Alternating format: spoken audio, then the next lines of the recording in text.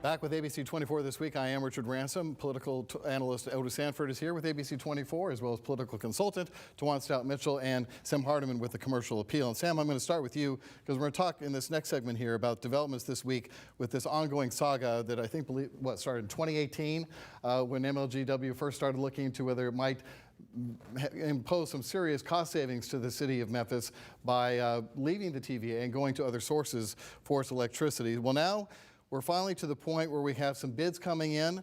RFPs, I guess is the technical term. They got more bids than they expected, as you reported this week.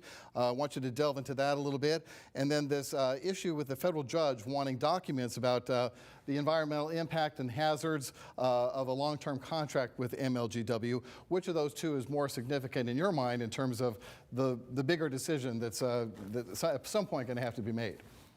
The most significant thing by far is the bids in hand, because it is very possible that Memphis Light Gas and Water has the winning bidder, or winning bidders, I should say, because there would be more than one. One would provide natural gas, the other would presumably provide solar, some other type of renewable electricity.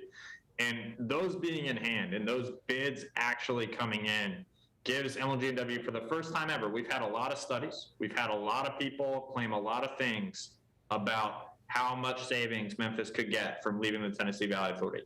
Now the marketplace, the free market society that we live in, is now going to show if there's proof in that pudding, whether or not it's actually economically feasible to make a gigantic decision and leave the Tennessee Valley Authority. So I reported earlier this week that Memphis Light Gas and Water received about 20 bids on its power supply, a little more than 20. Wow. And so there's significant interest, and that's not surprising. I mean, Memphis is one of the largest cities in America. It's a top 55 city in the United States of America. The power supply for one of those cities does not come on the market very often. In our country, TVA is one of them. We have a lot of monopoly utilities. TVA is the only one owned by the federal government. There's Duke Energy, there's Entergy directly to our south, and those are just shareholder-owned monopolies. And so they're very similar. So the city of Memphis, in a large city like this, really considering its power supply is sort of historic, and that's why there's so much private sector interest on this. Does it bother you at all? We fight for open records all the time.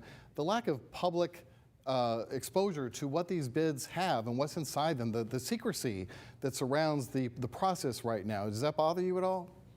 I mean, as a journalist, secrets are no fun unless they're shared with Sam Hardiman, right? And so I would say, yeah, it bothers me. At the same time, I'm not certain, and I need to probably call the Tennessee Coalition for Open Government about this.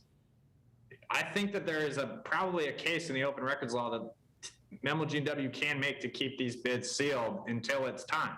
Mm-hmm. And I'm not certain on the legality of it, but I'm not saying it's illegal. And there's probably some competitive reasons that you would want to keep those bids closed. I think that it becomes a real concern is if MLGW decides to do nothing and says, no, we don't want to leave TVA. We've looked at the numbers and they're not good. And then they don't show us what the numbers are. I think that's the real risk here. And that's been the perception all along, is that MLGW and TVA are kind of cozy with each other in all of this, that MLGW doesn't really have any interest in really exploring this, kind of done it kicking and screaming. As you look at this, Tawan, go ahead, Tom, really quick. Is that a fair observation or not? I think that that's a worry, but I don't know if we have a significant evidence yet that that's the case. Other than the time that's elapsed since 2018, that nothing's been done. Well, I think I think this takes a long time. This is a historic decision, right? Like this isn't like you or me going to the car lot and getting a new Toyota Camry. Right. This is pretty difficult. Yeah. You're willing to give more benefit of the doubt than I am, but Tawan, what are your thoughts as you observe this from afar in terms of what's in the best interest of the ratepayers? And as you see this unfold, what are your thoughts?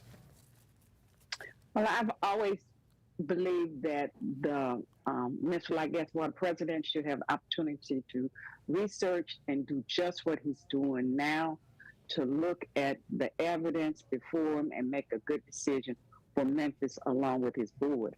And I do understand why they would keep those bids secret until a decision is made, because you don't want to taint the process from open-minded business people on the board and the president making a clear choice. However, once a decision is made, the ratepayers are like the stockholders in this company, and they deserve a right to see everything that was submitted. And notice real quick, it didn't help that Congress came out with this report not related to the MLGW situation at all. Energy and Commerce Committee in D.C., several congressmen signing on to a letter to TVA saying, you got to straighten up. I mean, you're not doing what your charter says you're supposed to do. Absolutely, and they have to address that as they address all these other issues that we've been talking about in this segment. Let me just say one quick thing here, Richard. I am a member of the Tennessee Coalition for Open Government Board. Now, I don't know all the ins and outs of whether they legally can keep this information, the bids, secret, but I have a strong problem with them doing so. We're talking about a public utility here. We're not talking about something private like a Michigan Energy that is private. We're talking about a taxpayer-funded entity here at MLGW, and more transparency is better. All right, well, while we're talking about power and energy, how about we talk about John Morant, because he fills both of those quite well. We're going to talk about the news about him this week and the impact he's having on the Bluff City right after this.